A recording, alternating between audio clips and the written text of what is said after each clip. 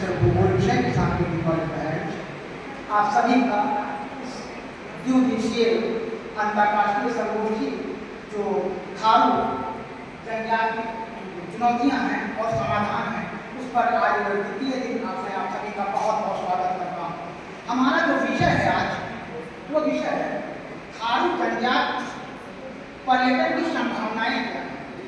थारू जनजाति में पर्यटन की संभावनाएं क्या हैं।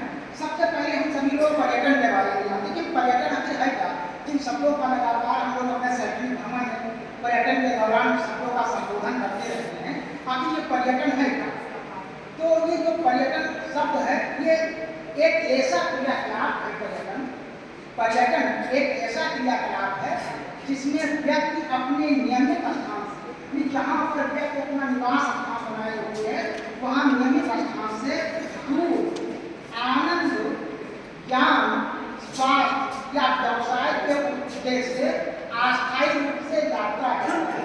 यानी जब व्यक्ति किसी स्थान विशेष से यात्रा करता है जिसका उद्देश्य होता है आनंद के लिए या ज्ञान के लिए या व्यवसाय के लिए, ये पर्यटन के लिए किया जाता है।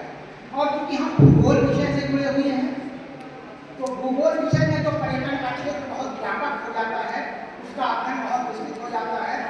किताबों में हम जो चीज़ें पढ़ते हैं भूगोल विषय में पर्यटन के बारे में जानकारी प्राप्त करते हैं तो उसमें और भी कहा जाता है भूगोल में कि पर्यटन वह है जिसके माध्यम से हम मस्तिष्क के साथ आंखों और पैरों से भी जानकारी प्राप्त करते हैं।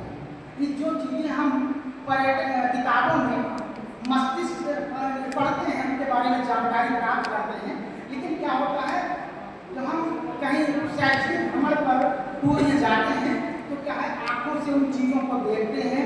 पर्वत, पहाड़, नदियाँ, सागर, महासागर, झीलें, इनके बारे में हम बच्चों को किताबी ज्ञान से तो बताते हैं, साथ ही साथ इनका व्यापक अध्ययन जो है जब हम शैक्षणिक भ्रमण पर जाते हैं तो इनका अध्ययन करते हैं।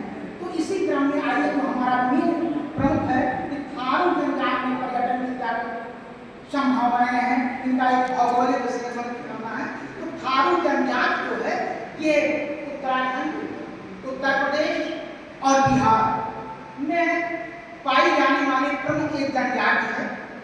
अगर हम उत्तर प्रदेश के दृष्टिकोण से इस जनजाति को देखें, अगर हम उत्तर प्रदेश के दृष्टिकोण से या अध्ययन क्षेत्र के दृष्टिकोण से इसको हम देखें तो ये उत्तर प्रदेश के तराई जनपद में निवास करने वाली एक प्रमुख जनजाति है जो अपनी प्राचीन सभ्यताओं के लिए, अनूठी संस्कृति के लिए, परंपरा के लिए, लोक कथाओं के लिए एवं पारिस्थितिक जीवन, पर्यावरण के अनुकूल जीवन जीने के लिए जनजाति जो है थारू जनजाति। ये जनजाति अगर देखा जाए तो ये जनजाति प्रमुखता अपने क्षेत्रों जहाँ हमको अध्ययन करना है उन क्षेत्रों में लखीमपुर खीरी, बहराइच, श्रावस्ती, बलरामपुर, बस्ती, सिद्धार्थनगर जिलों में के तराई क्षेत्रों में और नेपाल के तराई क्षेत्रों में ये जो थारू जनजाति है इनका निवास पाया जाता है।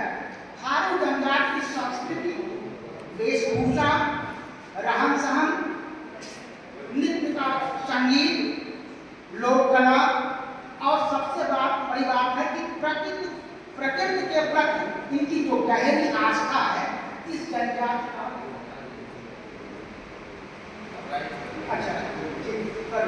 इस जनजाति का प्रमुख एक अंग है। इसलिए सामाजिक आर्थिक विकास के लिए थारू जनजाति के सतत विकास के लिए पर्यटन का जो है विकास होना बहुत जरूरी है। थारू समुदाय की सबसे बड़ी विशेषता है कि ये प्रकृति से जुड़ी हुई है। थारू समुदाय की सबसे बड़ी विशेषता ये है कि ये प्रकृति से जुड़े हुए हैं।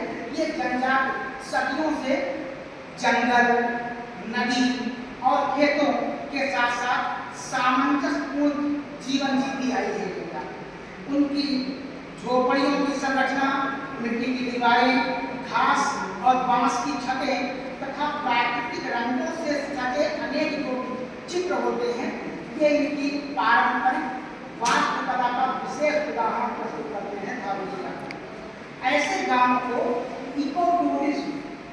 ऐसे गांवों को इको टूरिज्म या कह सकते हैं पर्यावरण पर्यटन के मॉडल के रूप में हम लोग इसको विकसित कर सकते हैं।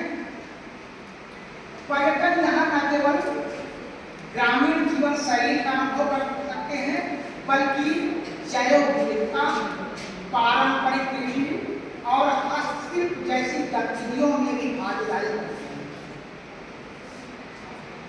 थारू गंगा समाज की सांस्कृतिक संपदा पर्यटन विकास की सबसे बड़ी पूंजी है। ये तो थारू गंगा है, इनकी सांस्कृतिक संपदा जो है ये पर्यटन विकास की सबसे बड़ी पूंजी है। उनके जो सांस्कृतिक माहौल है वो लोक नृत्य होते हैं, जैसे झोड़ा, झुमरा, हुरका और अनेक पारंपरिक संगीत ग्रामीण संस्कृति का बहुत सुंदर सा उदाहरण ये लोग प्रस्तुत करते हैं। थारू महिलाएं विशेष रूप से रंगीन परिधानों को पहनती हैं।